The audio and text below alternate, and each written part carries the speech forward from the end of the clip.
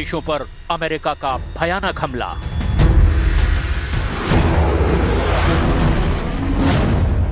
Syria पर आसमानी प्रहार, वेनेजुएला पर समुद्र से चढ़ाई।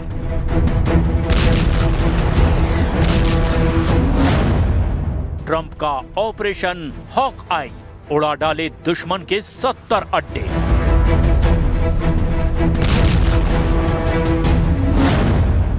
ट्रंप की पुतिन को धमकी, वेनेजुएला से दूर रहना।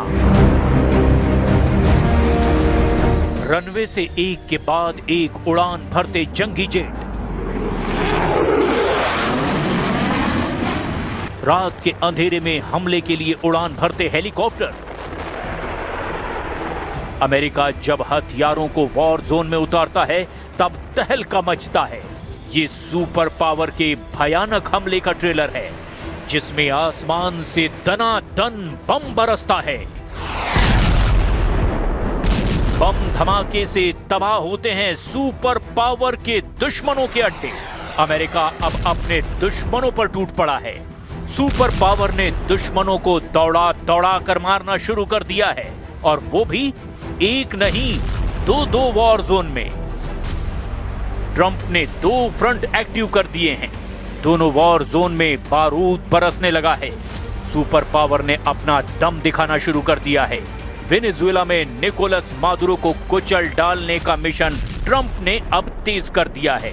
तो वहीं दूसरी तरफ सीरिया में अमेरिकी सेना ने भयानक हमलों से आईएसआईएस आतंकियों का सफाया शुरू कर दिया है। अमेरिका खुलकर दुश्मनों का खात्मा करने लगा है। सीरिया में आईएसआईएस के अड्डों पर भीषण हमले की जानकारी खुद ट्रंप ने दी है। And I'm also pleased to announce that just 2 hours ago, we hit the ISIS thugs in Syria who were trying to regroup after their decimation by the Trump administration 5 years ago. We hit them hard. Syria में हवाई हमला America की central command ने किया है। America के साथ इस ऑपरेशन में जॉर्डन के जंगी जेट भी शामिल हैं। अमेरिका ने जंगी जेट F-15 ईगल और A-10 Thunderbird ground attack aircraft के साथ में AH-64 अपाचे हेलीकॉप्टर से आईएसआईएस पर तूफानी हवाई हमला किया है। वहीं जमीनी हमले के लिए यूएस फोर्स ने हाइमार्स से आईएसआईएस के ठिकानों पर रॉकेट की बौछार कर दी है। जब अमेरिका के जंगी लड़ाके सीरिया में बारूद बरसा रहे थे, तब जॉर्डन की F-16 फाइटर और रॉकेट आर्टिलरी उनका साथ दे रही थी। अमेरिका ने दावा किया कि उसके हमले से आईएसआईएस आतंकियों को भारी नुकसान पहुंचा है। अमेरिकी रक्षा मंत्री पीट हेग्सेथ ने सोशल मीडिया पोस्ट में कहा कि सीरिया पर हमला कोई युद्ध नहीं, ये अमेरिका का बदला है। पीट से पहले ट्रंप ने भी सीरिया में अबू बकर बगदादी के लड़ाकों को कुचल डालने का ऐलान किया था। I ordered a massive strike on the terrorists that killed our 3 great patriots last week. 2 soldiers, 1 interpreter, all great people. And it was very successful. It was precision. We hit every site flawlessly. Trump ने Syria में अंजाम दिए गए हमले को operation hoc आई नाम दिया है। ये नाम इसीलिए रखा गया क्योंकि कुछ दिन पहले सीरिया में मारे गए यूएस सैनिक अमेरिका के आयोवा स्टेट से थे, जिसे हॉक आई स्टेट कहा जाता है। 13 दिसंबर को सीरिया के पालमायरा में आईएसआईएस आतंकियों ने अमेरिकी सैनिकों पर भयानक हमला किया था।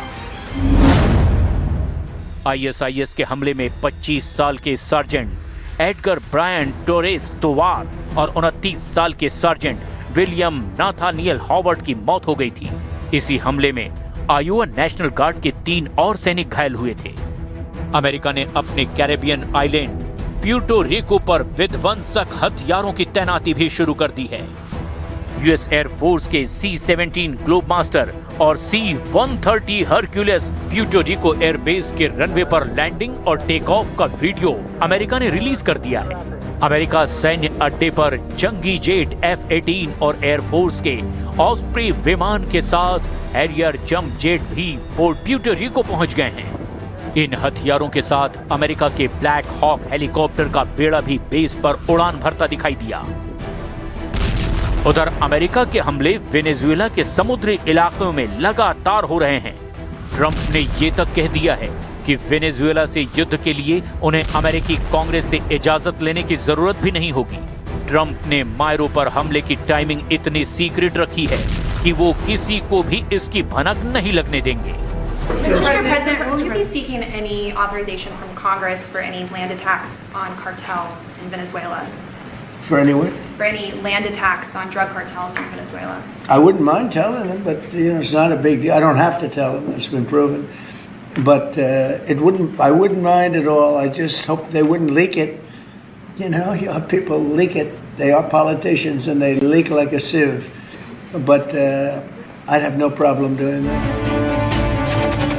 उधर ट्रंप के खतरनाक इरादों को देखते हुए वेनेजुएला के राष्ट्रपति ने अब कोलंबिया से भी साथ आने की अपील की है। डोनाल्ड ट्रंप और वेनेजुएला के राष्ट्रपति निकोलस मादुरो की दुश्मनी दुनिया को एक और बड़े युद्ध में झोंक देगी। Si un día nuestra hermana Colombia fuera agredida, aquí estaría, sin dubitación, sin guabineo, sin vacilación, la patria venezolana en una sola, defendiendo a Colombia, abrazándola, acompañándola. Colombia y unido.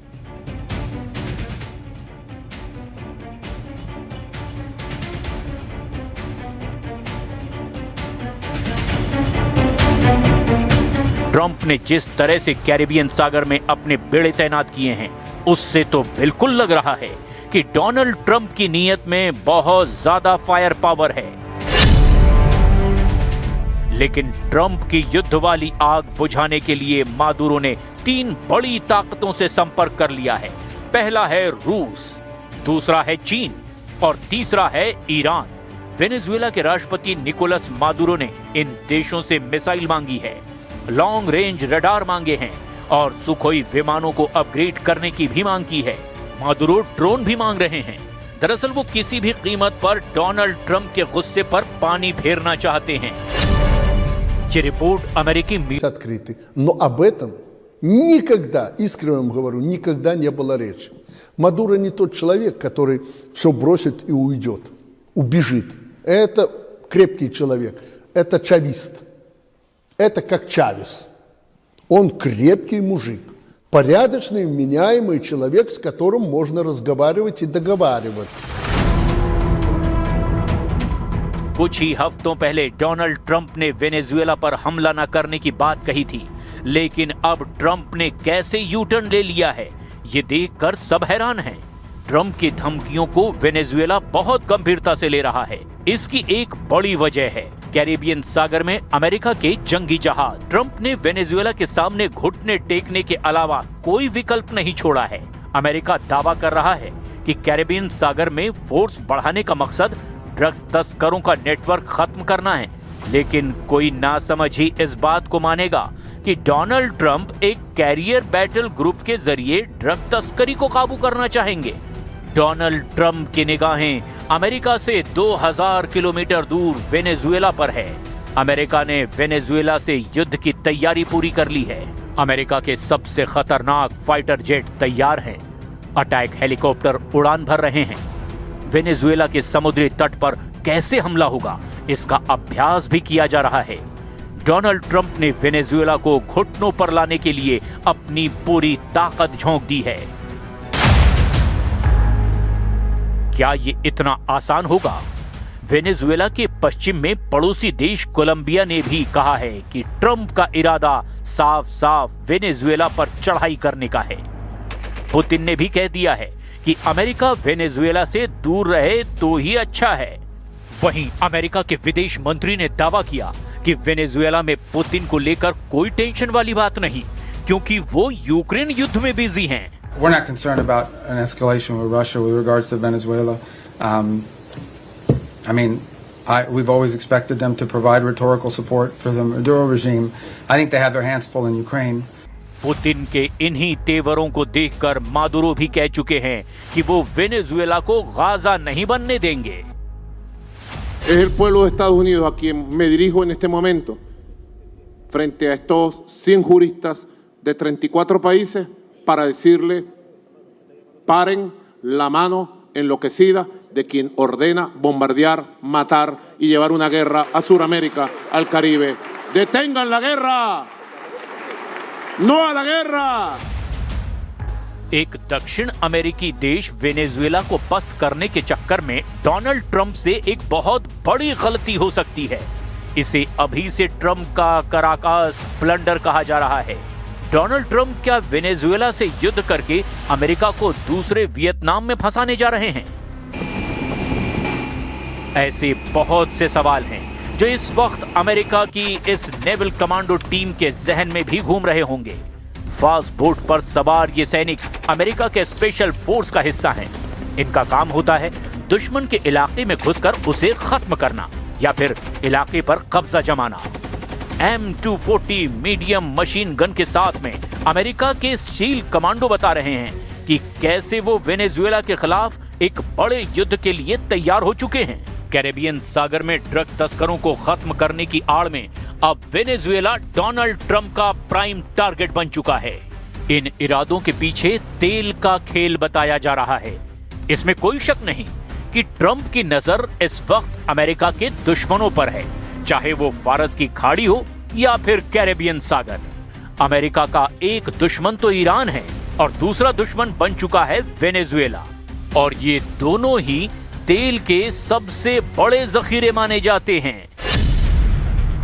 Venezuela के पास 303 अरब barrel तेल है, जबकि Iran 209 अरब barrel तेल का मालिक है। लेकिन दोनों के खिलाफ हमलावर होकर के डोनाल्ड ट्रंप अमेरिका के लिए कुछ बड़ा हासिल करना चाहते हैं।